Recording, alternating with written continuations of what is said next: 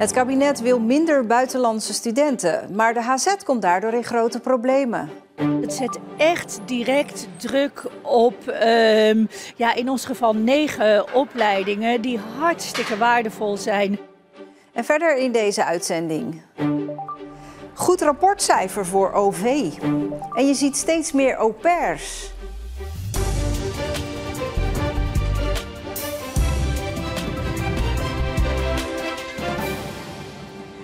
Goedenavond. De Eerste Kamer praat vandaag over het hoger onderwijs. En de HZ in Vlissingen spitst dan de oren.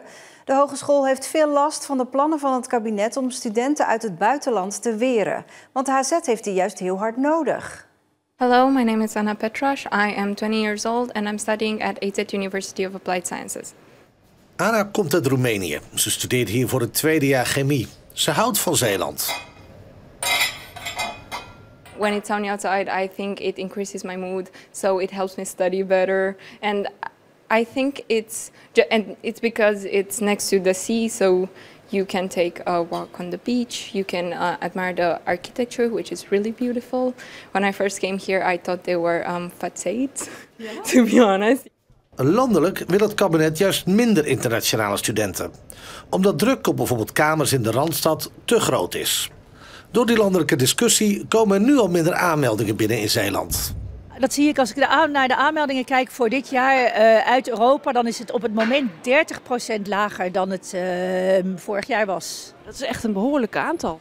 Het is een behoorlijke aanval en het zet echt direct druk op, in ons geval 9 opleidingen die hartstikke waardevol zijn voor Zeeland. Wat hartstikke goed onderwijs is, waar studenten ook heel erg blij mee zijn. Dus nee, het is echt heel zorgelijk. Voor regio's als Zeeland zou Den Haag een uitzondering maken, was de belofte. Alleen is er van die belofte nog niks terechtgekomen. Je merkt dat deze wet echt als een schaduw vooruit heeft geworpen. Dat is echt het zorgelijke. Dus er moet heel snel echte duidelijkheid komen. Anna hoopt dat de internationale studenten blijven komen. Zij is tevreden hier en in het bijzonder over één van haar docenten. I think one time he stayed overtime trying to explain to me. He was really nice and tried to make me feel as comfortable as possible. I think all of them know that we are international students. We come from living with our parents, so there's an accommodation period, and they're trying to be as nice as possible. Marieke Kerklaan is hier, verslaggever onderwijs. Ja, onzekerheid dus bij de HZ. Maar hoe groot is nou precies dat aandeel buitenlandse studenten? Ja, de HZ heeft 4500 studenten, onder wie 800 internationale studenten. En die komen vooral uit Midden- en Zuid-Europa. En dat is nu 17%. En ze willen graag groeien bij de HZ naar 20%. Ja, nou wordt er gesproken over een uitzondering voor regio's zoals Zeeland, maar dat is er nog niet. Waarom niet? Ja, die wet die is nog steeds in de maak, dus die uitzondering is er ook eigenlijk nog steeds niet. Maar ja, het probleem is natuurlijk dat in de praktijk buitenlandse studenten zich rond deze periode aan het oriënteren zijn op een studie. En als ze dan dit soort verhalen horen uit Nederland, dan denken ze misschien van ja, ik voel me hier niet welkom. Ik ga wel in een ander land studeren. En dat zie je dus voor een deel ook alweer terug in die aanmeldingen. Ja. De Eerste Kamer praat er dus over vandaag. Wat zijn daar de eerste signalen? Wat zeggen ze? Klopt. Op dit moment is daar een debat over gaande. En de Eerste Kamerleden zijn eigenlijk kritisch over die bezuinigingen. Ze vragen zich af of die eigenlijk wel rechtmatig zijn, omdat er dus al afspraken liggen met hogescholen en universiteiten. Dus dat is een belangrijk onderdeel. Wat verder nog op de planning staat, is dat er op zeer korte termijn een delegatie vanuit Zeeland op gesprek komt bij het ministerie van Onderwijs om juist te praten over die uitzondering. Want ja, dit moet eigenlijk niet te lang duren. En niet alleen voor de HZ, hè? Geldt voor meer hier in de provincie. Klopt, zeker ook voor het UCR, hè? Want daar is het aandeel buitenlandse studenten nog veel groter. Dus de kwestie eigenlijk nog veel nijpender. Dankjewel, Marieke. Zeeuwen geven het openbaar vervoer in de provincie een 8. Dat is iets hoger dan het landelijk gemiddelde. Het zijn cijfers van de OV-klantenbarometer. Van alle vervoerders in Nederland wordt de Westerschelde-ferry het hoogst gewaardeerd. Passagiers van de veerdienst geven gemiddeld een 8,6. Blijdschap bij omwonenden van dit bruggetje. Het waterschap wilde de oeververbinding tussen Slijkplaat en nummer 1 slopen. Maar toen kwam de buurt in opstand. En met succes. Vanmorgen viel er een brief op de deurmat met het goede nieuws. Het bruggetje blijft. Roger woont er pal naast en ziet hoeveel gebruik ervan wordt gemaakt. Er loopt een fietsroute over, een wandelroute loopt erover. Dus ja, en de mensen die er rond, die komen er ook over, hè? Elke dag. Dus die kan niet weg. En die blijft. Het is voor elkaar. Hè? En de brug wordt binnen een paar maanden ook nog eens opgeknapt. Gezichtsherkenning. Poortjes op de luchthaven kun je ermee openen, je telefoon. Maar diezelfde gezichtsherkenning kan ook gebruikt worden om mensen juist niet door te laten. Dat doen ze bij zorginstelling Ammarijn. Naar binnen kan bij woonzorgcentrum Oranjehof in Oost-Soeburg iedereen. Naar buiten kan dat niet. Een camera bepaalt op basis van gezichtsherkenning of de deur open gaat of niet. Het systeem heeft een aantal foto's. In dit geval voor Oranjehof zijn er 3 of 4 bewoners die in het systeem geregistreerd staan. En dat betekent dat die een vrijheidsbeperkende maatregel opgelegd hebben gekregen door de arts. Waardoor ze eigenlijk niet meer veilig kunnen deelnemen aan bijvoorbeeld het verkeer. Als zij naar de deur toe lopen, gaat de buitendeur dicht. Hoi. Hoi. Hoe is het? Goed, en met jou? Ja, goed. Oh. Mevrouw Dane mag en gaat nog graag zelfstandig naar buiten. Maar mocht het ooit beter zijn voor haar veiligheid om binnen te blijven, dan is haar zoon blij met die gezichtsherkenning. Ik denk dan dat gezichtsherkenning toch wel het minst waarneembare is. Loop je dan met een bandje om je pols, dan ben je toch constant bewust van, ja, ik heb een bandje om mijn pols.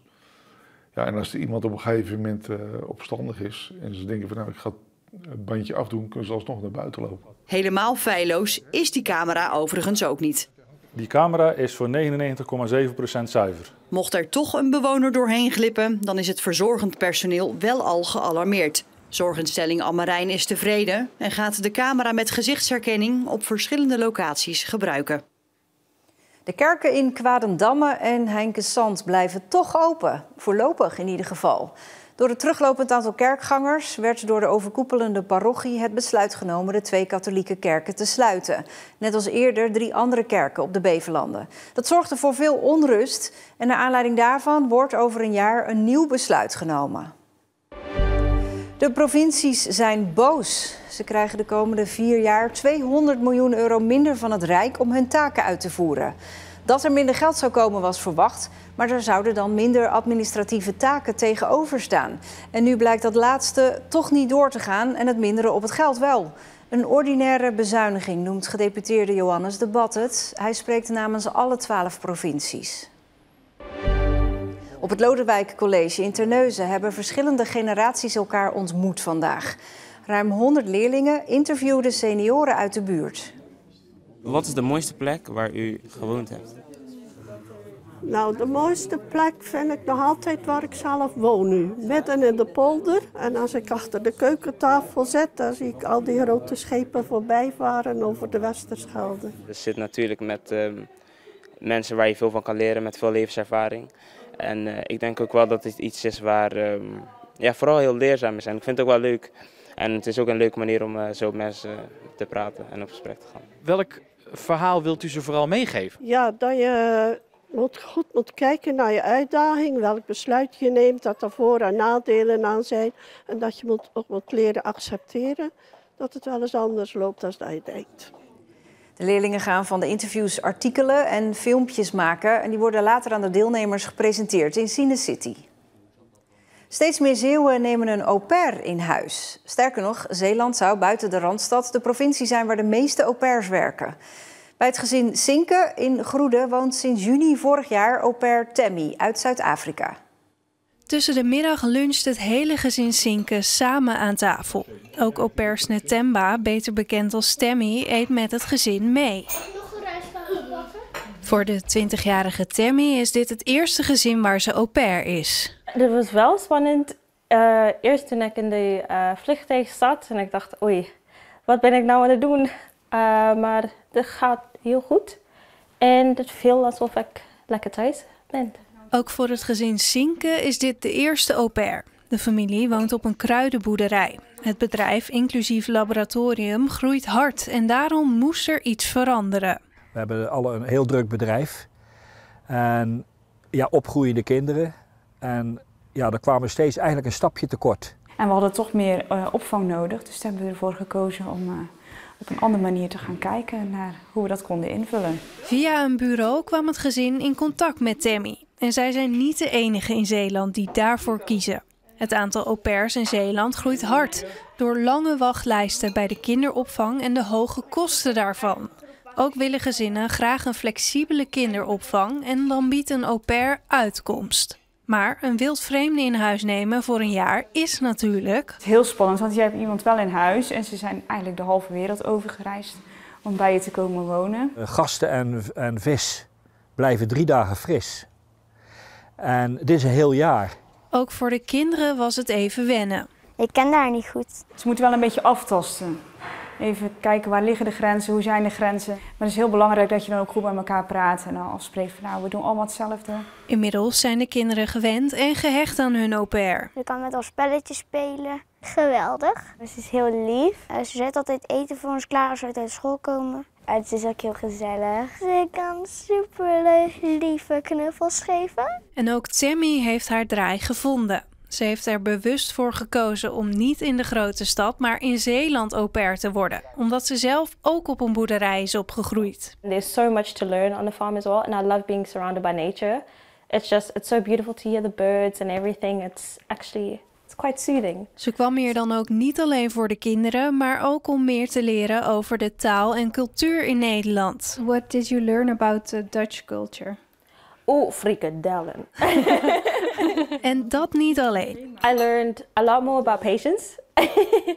And just to be present in the moment. In juni gaat Tammy weer terug naar Zuid-Afrika. Tot groot verdriet van de kinderen.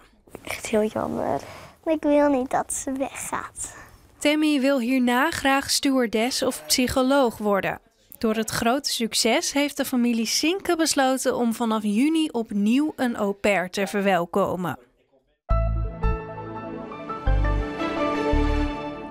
Vanmorgen was het nevelig, maar gedurende de dag werd het zonniger. De temperatuur liep op naar 10 tot 14 graden. Vanavond kans op een beetje regen, maar morgen is het droog met zonnige perioden. En dit was Zeeland Nu. Op de website en in de app kun je nog vinden hoe de Zeeuwse bussen er vanaf volgend jaar uit gaan zien. Als ze niet meer van Connection zijn, maar van EBS. Dat dus online. Voor tv zit het erop. Een fijne avond.